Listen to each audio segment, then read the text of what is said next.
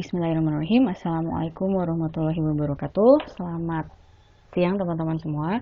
Kali ini kita akan bahas tentang korelasi parsial, yaitu adalah materi terakhir dalam statistik lanjut setelah analisis regresi dengan dua prediktor yang kemarin sudah kita pelajari. Nah, di sini ada ilustrasinya, teman-teman semua bisa lihat ya bahwa analisis regresi dua prediktor kan seperti ini nih. Jadi ada X1 dan X2, mereka berdua ini memprediksi si Y.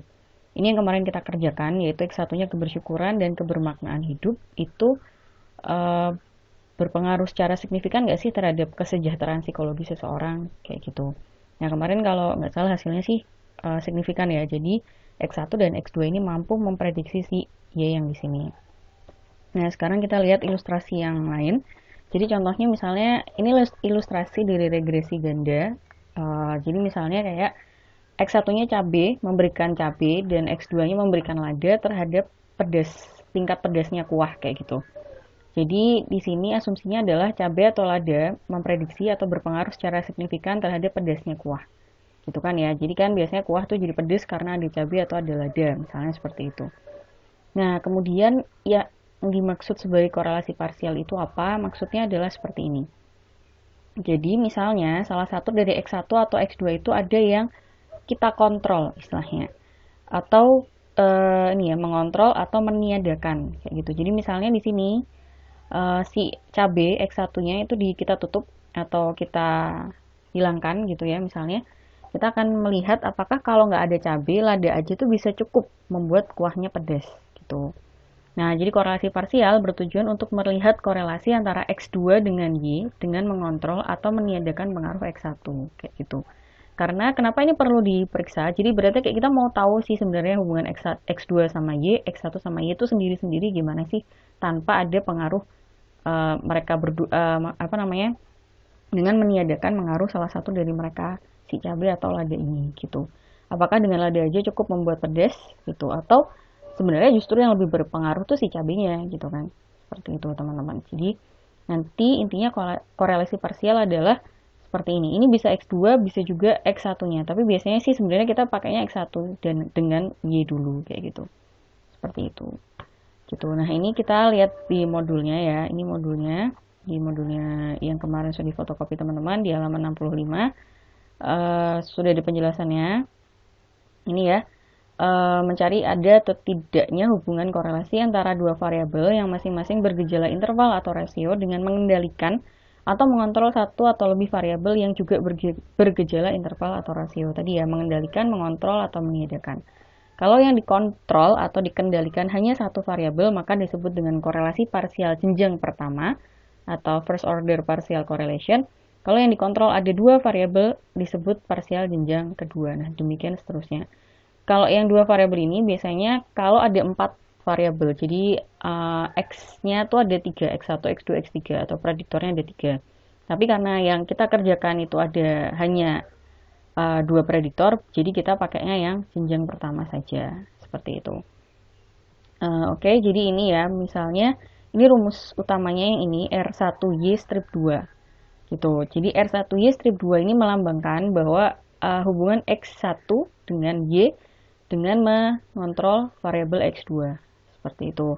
Nah, ini juga sama. Kalau ini X1 dengan Y dengan mengontrol variabel kedua dan X2 dan X3 gitu. Jadi tapi kalau di sini kan ada 4 variabel ya, inteligensi, prestasi, bakat, dan minat. Tapi karena kita cuma 3 aja variabelnya, X1, X2, dan Y, maka kita pakainya yang ini aja rumusnya. Seperti itu. Jadi di sini teman-teman, rumus utamanya itu adalah yang ini.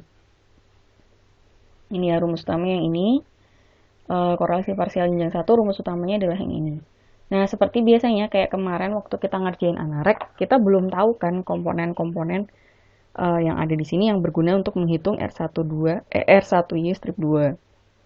Kita belum tahu nih R1Y-nya berapa, kita belum tahu R12 berapa, R2Y-nya berapa, R12 kuadratnya berapa, R2Y kuadratnya berapa, kayak gitu. Jadi, kita hitung dulu masing-masing komponen dari rumus ini. Jadi, ini ya, yang pertama adalah R1Y. R1Y rumusnya adalah ini, sigma X1Y dibagi akar dari sigma X1 kuadrat kali X sigma Y kuadrat. Nah, ini dapatnya dari mana? Ini dapatnya adalah yang dari hitungan kita yang kemarin. Yang kemarin kita sudah hitung, pertama kali sigma-sigmanya itu kita pakai buat yang di sini, kayak gitu. Yang waktu kita ngitung anarek, ya. Jadi X sigma X1Y, X1 kuadrat, Y kuadrat, kayak gitu. Itu kan semuanya sudah ada ya teman-teman. Jadi teman-teman tinggal mindahin aja nanti ke sini. Seperti itu. Nah, kalau sudah ini kan R1Y, terus rumus ini udah ketemu nih 0,912 dimasukin ke sini nanti.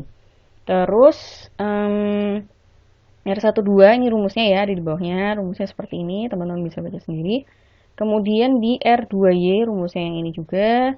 Nah, kalau udah kan udah ketemu semua komponennya. Jadi kalau yang ini yang dikuadratin tinggal dikuadratin aja, 0,920 dikuadratin. Terus 0,961-nya dikuadratin kayak gitu. Jadi tinggal dimasukin aja, maka ketemulah hasil yang ini gitu, 0,257. Nah, kalau karena kita udah cuman pakai korelasi jenjang pertama, ya udah kita berhenti sampai di sini doang gitu.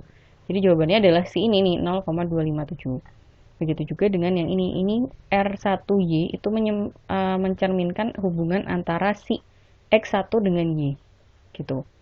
Nah, terus kalau sudah kita akan mencari seperti biasa signifikansinya. Ini jadi kita skip aja ya, yang ini korelasi parsial jenjang 2 kita skip aja, anggap aja kita nggak ada dan kita nggak kerjakan, seperti itu.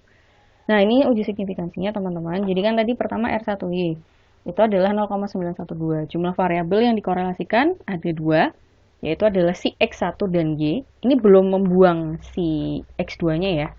Nah, terus dB-nya adalah N dikurangi jumlah variabel seluruhnya. Jadi N-nya 10 dikurangin 2, jumlah variabelnya kan cuma 2, jadi dB-nya 8. Gitu. Nah, ini pakai R-nya, tabelnya adalah pakai R tabel korelasi produk momen. Gitu. Yang teman-teman pelajari waktu semester 1 kemarin. Jadi bisa dibuka lagi ininya. Jadi yang dipakai adalah yang N-nya 10 gitu. Karena sebenarnya kalau untuk mencari R kecil tabel ini yang dipakai adalah jumlah subjeknya. Jadi cukup ya N sama dengan. Jadi ini bisa dibilang dB-nya itu nggak kepake gitu. Jadi kita pakainya pakai jumlah subjek. Seperti itu. Gitu teman-teman. Nah, hasilnya di sini bisa dilihat bahwa si R1Y-nya ini lebih besar daripada RT 1%. Jadi hasilnya adalah sangat signifikan. Jadi ada korelasi yang sangat meyakinkan antara inteligensi dan prestasi seperti itu. Nah, kemudian baru kita hitunglah si R1Y strip 2, yaitu adalah 0,257 dengan jumlah variabel yang dikorelasikan ada 2. Sementara di sini kan dia mengontrol si X2 ya. Jadi di sini malahan jumlah variabel seluruhnya ada 3 gitu.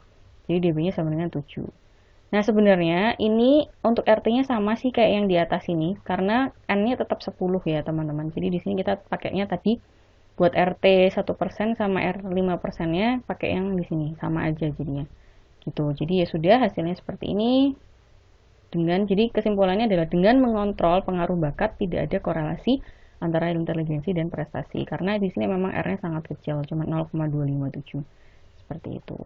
Jadi bisa dilihat kan kalau pengaruh bakat nggak ada jadi kalau bakat itu kita tiadakan, itu nggak ada korelasi antara inteligensi dan prestasi gitu. Padahal kalau misalnya ada bakat, mereka ini bertiga ini jadi berhubungan kayak gitu. Seperti itu teman-teman. Jadi ibaratnya kayak yang tadi di sini, karena nggak ada cabai, lada ini nggak berhubungan sama berkuah pedas ini gitu. Jadi lada itu nggak bisa membuat kuahnya jadi pedas. Jadi ternyata yang lebih berpengaruh itu adalah si cabai. Bisa jadi nanti hasilnya seperti itu. Bisa jadi juga lada dan kuah pedas ini hasilnya sangat signifikan gitu. Karena ternyata cabai itu nggak terlalu penting gitu kan. Cukup lada aja bisa bikin pedas gitu. Jadi nanti tergantung hasilnya seperti apa gitu teman-teman. Nah, untuk selanjutnya kita akan mencoba membuat korelasi parsial jenjang 1. Rumusnya ada di sini semua, teman-teman bisa lihat, bisa baca.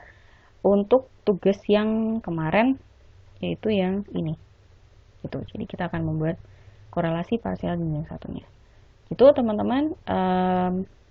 Nanti kalau ada pertanyaan bisa ditanyakan. Kurang lebihnya mohon maaf. Assalamualaikum warahmatullahi wabarakatuh.